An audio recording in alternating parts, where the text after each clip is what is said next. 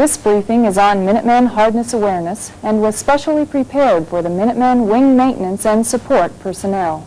We will provide you with a general hardness background and help you recognize your individual impact on nuclear hardness.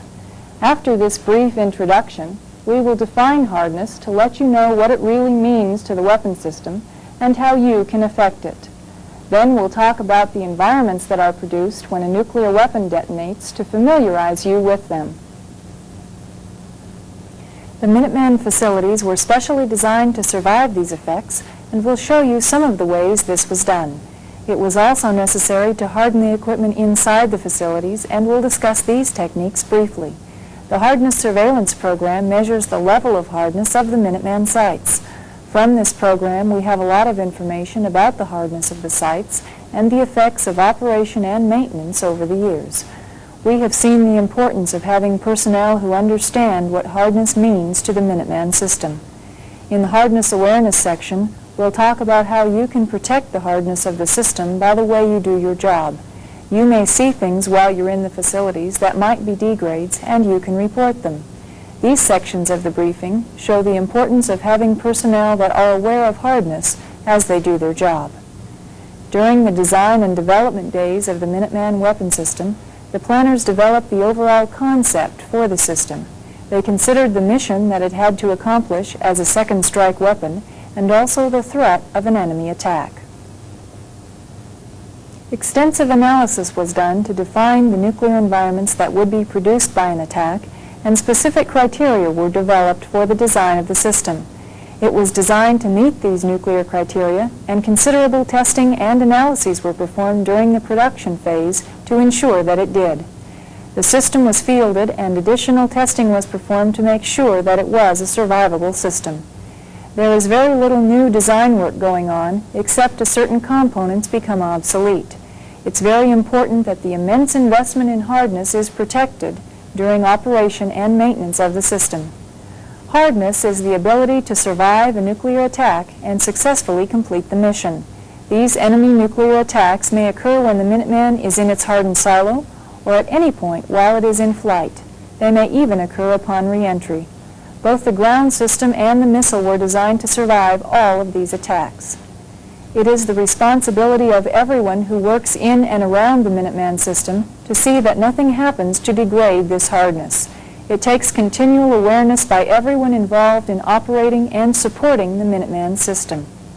That's the only way to make sure that it remains hardened and able to survive nuclear attacks. There are several environments that are produced when a nuclear weapon detonates. If there is an explosion above the atmosphere, radiation and electromagnetic pulse are produced. There are many types of radiation, including X-rays, neutrons, and gamma rays. Electromagnetic pulse, or EMP, is like lightning. It causes currents to flow on exposed metal surfaces, including cables and conductors. If a nuclear weapon is detonated on the ground, nuclear radiation and EMP are also produced. In addition, there is a violent wind and pressure wave environment called air blast. When the weapon detonates on the ground or a little above the ground, there are also very violent ground motions called ground shock. Intense heat is also generated, as well as large amounts of dust and debris. These are the environments that are produced when a nuclear weapon detonates: EMP, nuclear radiation, air blast, ground shock, thermal, and dust and debris. All of these effects are produced immediately after detonation. With the exception of dust and debris, they are produced within less than a second after the detonation and are over very quickly, usually within several seconds. Fallout of dust and debris may last for several hours. The Minuteman system must be ready to survive all of these environments with no warning. It's of the utmost importance that maintenance be performed properly the first time. There will be no extra time to prepare a site after an attack. Let's take a sample nuclear weapon detonation and look at the environments one at a time. Picture a Minuteman facility a little over a half a mile away from the detonation of a 5-megaton weapon. That weapon would make a crater about 3,000 feet wide and 700 feet deep. You can imagine standing on the edge of that crater and looking across to the other side, over a half-mile away. Now we'll talk about each one of these environments to see what would happen at this point. First, there's electromagnetic pulse, or EMP. At this location, EMP would have a similar effect as a direct lightning strike. You can imagine an antenna, power line, or telephone line getting hit by a very strong lightning strike. EMP is very similar and causes very large currents to flow on antennas and cables, on anything that will conduct electricity. If protection had not been provided for the Minuteman facility, these large currents would seriously damage the electronics. EMP can cause malfunction and permanent damage for all electronic systems. Large amounts of nuclear radiation are produced by nuclear weapons. First, let's talk about nuclear radiation for a minute. In your lifetime, you will receive about 10 rems of radiation. A rem is simply a unit of measure, like pounds or inches. This is normal background radiation. It is very low level and is not harmful. It occurs naturally on Earth and is produced by mountains, by the sun, and even the bricks in your house. If you received 300 rems of radiation in a single dose, you would have a high chance of losing your hair and getting some kind of blood disease like leukemia. 1,000 rems is a lethal dose. Now, back to our nuclear weapon. The radiation environment a little over a half-mile away would be 400,000 rems, a very large amount. Very violent ground motions, a lot like earthquakes, are also produced. These are called ground shocks. Earthquakes cause natural ground motions. All of this damage can be caused from ground motions of less than 1 G. Ground motion produced by our sample detonation would be 250 times as much as a strong earthquake. Strong pressures and winds are also produced by a detonation. This effect is called air blast. Hurricane and tornado winds have been clocked at 100 miles an hour and more and cause considerable damage. The wind velocity at our sample location would be 3,500 miles an hour. Large amounts of heat are also produced. You can be seriously burned by 8 to 10 calories of heat per square centimeter on your skin. At our sample location, the heat would be 10,000 calories per square centimeter. Breathing 300-degree air is fatal. At our sample location, the air temperature would be 14,000 degrees. Rocks, dust, and debris will be flying through the air, and it may be several hours before the air clears. At our sample location, it would be like a hailstorm of baseball-sized rocks. If a boulder went by, it might measure 3 feet in diameter and be moving 250 miles per hour. By the time all the fallout had settled several hours later, there would be a layer of debris 2 or 3 feet deep covering the area. This is a photograph of an early above-ground test. All of the environments that we have talked about were produced by this detonation, even though you can't see them. Now we have a short film which goes into more detail on these environments.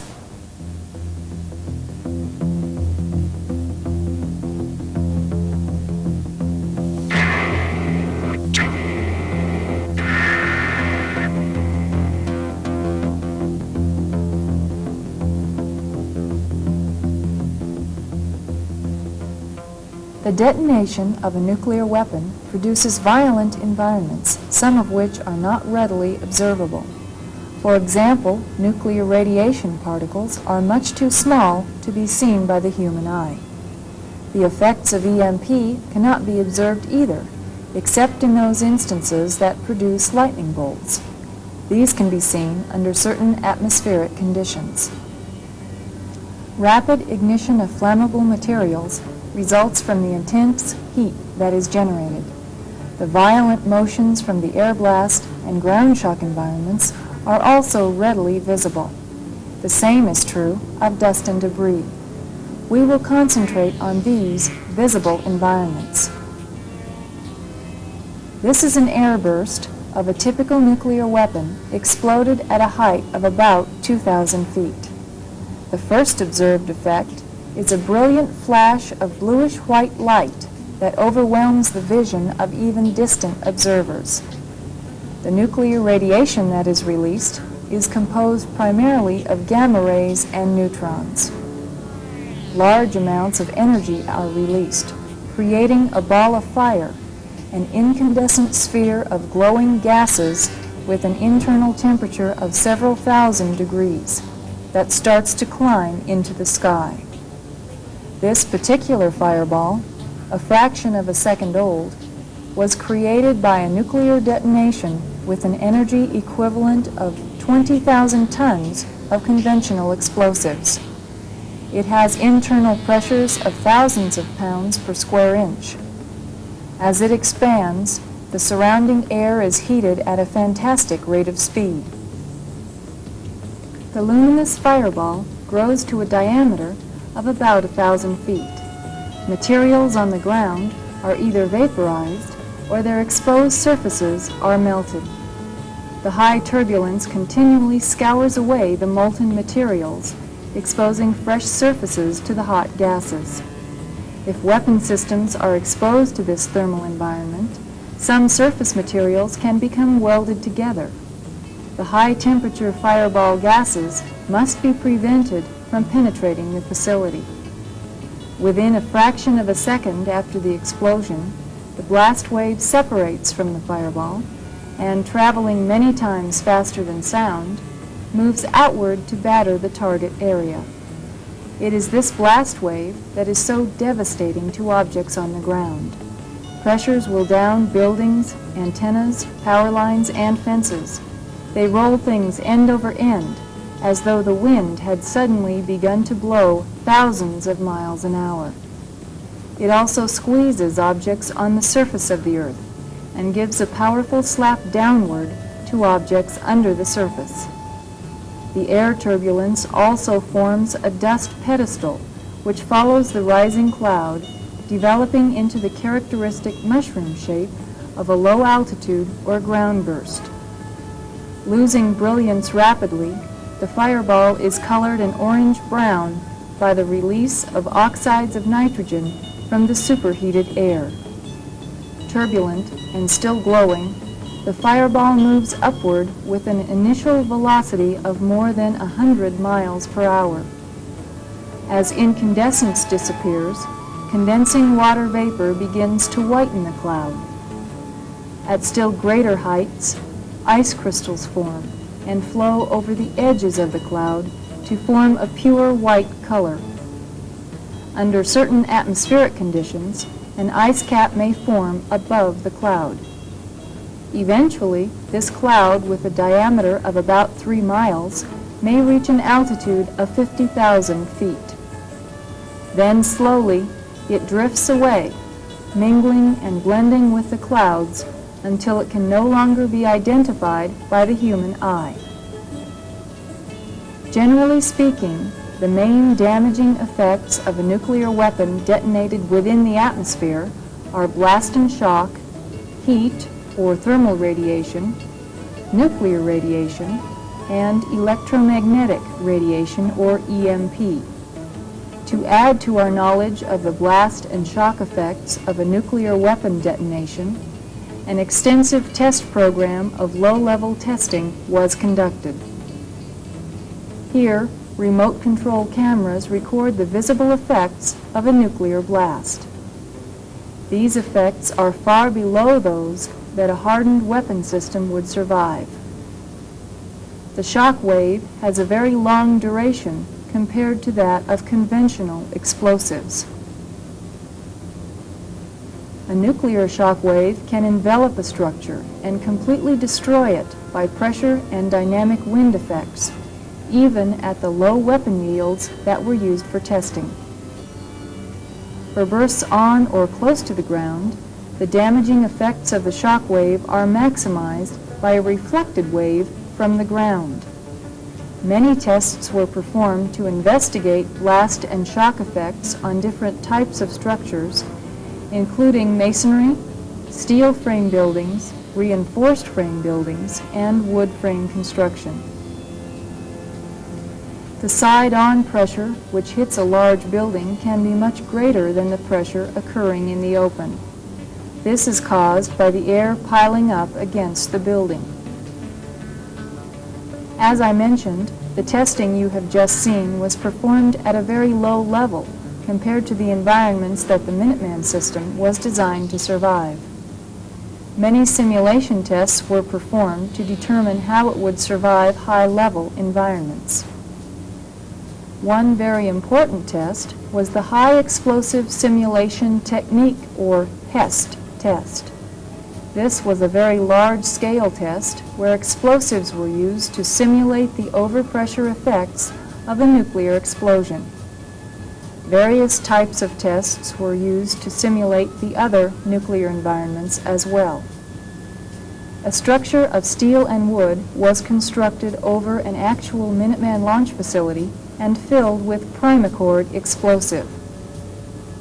This room was then covered with a layer of soil to contain the explosive shock wave. By adjusting the explosives and the depth of the soil layer, the overpressure effects of an actual nuclear weapon detonation were achieved. A camera was mounted on the shock-isolated floor inside the launch facility and recorded the resulting motion of the facility. Since the launch facility is flush with the ground, it is essentially protected from the direct effects of an air blast. However, substantial amounts of rock and debris will be present, as you can see. The picture is spinning because the camera was hit and knocked loose from its mounting. Any debris that falls into the launch tube can damage the missile. Also, when the rocket engines fire, the exhaust gases cause turbulence, which can pick up the rocks and debris, or any other loose objects in the bottom of the launch tube, and throw them back up against the side of the missile, causing further damage. The Minuteman weapon system was designed to withstand all of the devastating effects of nuclear weapons at yields much greater than the test detonations we have seen. A great investment in engineering research and development and in special construction techniques have produced this system, which is capable of surviving a nuclear attack. Such an investment must always be protected by proper maintenance as provided by you. Now that you are more familiar with these environments, let's look at the Minuteman facilities to see how they provide protection. First, we'll start with EMP. The best way to protect against EMP is to have a complete metal shield around the electronics. That's the idea behind the steel liner, which completely lines all of the facilities. It's welded at all the joints so there are no gaps. There is a piece of liner underneath the closure and also on the walls of the launch equipment room. There is an electrical seal called an RFI gasket underneath the closure to keep EMP from leaking under the closure and into the facility. A perfect shield would have no penetrations at all, but the Minuteman facilities need power and communications, and so electrical cables must go through the liner. Communication antennas pick up very large EMP currents the same way they pick up communication messages.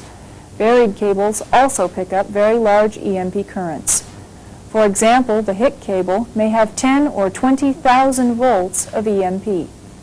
Several things were done to keep this energy outside of the facilities and away from the electronics. All of the cable penetrations are welded to the liner to prevent EMP leakage. Electrical cables have electrical surge arresters, or ESAs, on the lines. Some of these are actually spark gaps, like the two pieces of wire in a spark plug with a gap in between. When EMP comes in on the cable, it arcs from one side to the other side, which is connected to ground. That keeps EMP away from the electronics. Some EMP still gets into the facility. To keep as much as possible away from the electronics, there is another EMP shield called the ESA vault. The ESA vault has RFI gaskets, which are electrical seals, around the doors and access panels. This keeps EMP from leaking into the facility. In spite of this, some EMP gets out of the ESA vault on the cables and wires. The electronics was designed to survive this low-level EMP. Shielding is also the best way to provide radiation protection. The ground absorbs a lot of radiation and is a good radiation shield. Radiation is like light. It travels in straight lines. Think for a minute, if you shine a flashlight down a hallway, it goes in a straight line the way you point it. It doesn't bend around the corners. Radiation travels fairly well in the straight line down the elevator shaft, but does not bend very well into the tunnel junction area or again into the capsules. The blast doors are also radiation shields. They are made of steel and in many cases are filled with concrete. Both steel and concrete are good radiation shields. The launcher closure is also a radiation shield. It prevents most of the radiation from entering the facilities. However, small amounts of radiation still leak through. Therefore, the equipment was designed to withstand low levels of radiation. Violent ground motions are produced by nuclear detonations. These ground motions are reduced as they travel through the ground. The facilities get less motion because they're buried than they would if they were at the surface. However, they still experience very violent motion. The concrete and steel facility structure was designed strong enough to withstand these motions. Equipment and personnel are on a shock-isolated floor, which reduces the motion substantially. The floor still shakes, but not nearly as much as the facility around it. There is also a shock-isolated floor in the launch facilities. Protection is provided for the missile by a special shock-isolated suspension system. This protects the missile from the violent ground motion. Large amounts of heat are also produced. There is no special coating that can be put on top of exposed surfaces to protect them from the extreme heat. Several inches of concrete will actually be lost from the top of the facilities, and a fraction of an inch of steel would melt and then vaporize as a result of the intense heat. The designers knew this and simply added extra material. The blast valves were designed to close and keep out the superheated radioactive air, as well as the air blast environment. Air blast is a very strong wind and pressure wave. The pressure can come down on the facility through the air above it, or can travel through the ground, like an earthquake. The concrete and steel facility structure was designed strong enough so that it would not be crushed by these pressures. The closure is locked and secured in place to make sure that it stays closed until time for launch. There will be 2 or 3 feet of rock and debris covering a site after a detonation. The closure was designed to open with this material on top of it. The debris bins on the sides of the closure are there to catch the rocks and dirt which would otherwise fall into the launch tube as the closure opened. There are also collection areas in the air entrainment system. Here, a debris pit is shown. The debris would fall straight down into the pit and keep the air duct open so that fresh air could be drawn into the facility. In spite of the special design, the facilities only reduce the environments. Low levels of radiation and EMP still leak into the facility, as well as small amounts of dust, so it was necessary to harden the equipment inside the facilities to these reduced levels. Designers use many techniques to provide this hardness. Before we talk about hardening techniques, let's consider what really happens to electronics in a nuclear environment. First, nuclear radiation. There are many types of radiation, but they do the same kinds of things to electronics. Radiation can cause upset in logic circuits, permanent changes in the way some parts work, and it can actually burn out devices in extreme cases. For example, a computer is a logic circuit, and radiation can scramble or erase a computer memory. A weapon system like the Minuteman must have reliable computer memories that are not affected by radiation. Electromagnetic pulse, or EMP, does similar things. It causes large currents to flow on cables and electronic circuits. It can upset logic circuits, and if currents are large enough, can also burn out devices. Ground shock and vibration causes very large motions. It shakes and rattles equipment, and in some cases causes severe damage. Minuteman equipment had to be designed to withstand all of these effects. The facilities keep out the heat, air blast, and debris, so equipment designers concentrated on hardening equipment to radiation, EMP, and ground shock vibrations. Equipment designers use various techniques to protect circuits from these effects. For example, here is a power supply, which has been hardened against the effects of radiation. Although this example shows a power supply, electronic circuit designers use similar techniques to harden various types of equipment. Shielding is one common way to provide radiation protection. Sometimes designers use very specially designed parts which resist the effects of radiation. There are many techniques that designers use. Basically, if you have two circuits side by side, one a hardened circuit and one a commercial equivalent, the hardened circuit will have more parts. It may even have extra circuits. One of the extra circuits might be a photocurrent bypass circuit that actually senses radiation. This kind of circuit senses radiation and powers down sensitive circuitry in the power supply. Then, when the radiation is gone, it automatically restores power. This is one way of providing protection against the effects of radiation. Hardened equipment may also have extra filters on input and output lines to prevent circuit damage. As I mentioned before, the best protection against EMP is shielding. Equipment racks and drawers like the secure data unit are also EMP shields. RFI gaskets were placed underneath the access doors and covers. These are electrical seals to keep EMP outside. Many screws were used to hold these covers in place. They are a part of EMP protection and maintain a tight electrical seal. There are also electrical filters in much of the Minuteman equipment that provide EMP protection. Shock-hardened equipment like this power supply was specially designed to withstand the shock and vibrations of the shock-isolated floors. The components and circuit cards inside the drawers are firmly mounted to be held securely in place. The drawers and racks were designed for extra strength. In doing this, the designers also chose special fasteners and mounting hardware. Many items were tested before being used in the design. Cable slack allowances are also an important part of shock hardening, not only inside equipment but also within the facilities. The LCC shock-isolated floor will sway, moving away from the walls, as well as vibrate.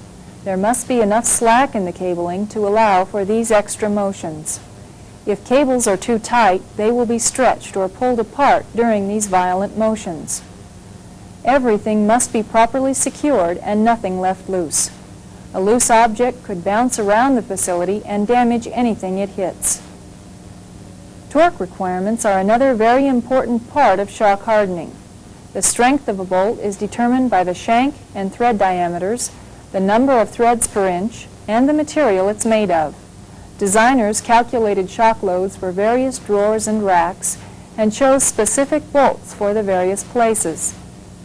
Then, they calculated specific torque requirements for that bolt in that place.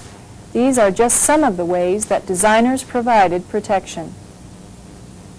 This is an aerial photograph of hardness surveillance testing at a Wing 6 launch facility. Here, you can see the silo closure. The hardness surveillance program is a very extensive test and inspection program to determine the level of hardness of a particular site. In other words, to determine whether or not a site will survive a nuclear attack. They have a lot of instrumentation vans which have specialized test and measurement equipment as well as computers that record data. In the LCC, they do a weight drop test to simulate the effects of ground shock. They use large weights suspended by electromagnets above the floor. They are allowed to drop on the floor and cause it to vibrate to simulate ground shock vibrations. They instrument very carefully to see if the shock isolators would provide adequate protection. They also excavate the HIC cable outside the facility. One of these vans is an EMP simulator that drives very large currents down the HIC cable. They instrument at the ESA and many equipment locations inside the facility to see how EMP current gets into the facility.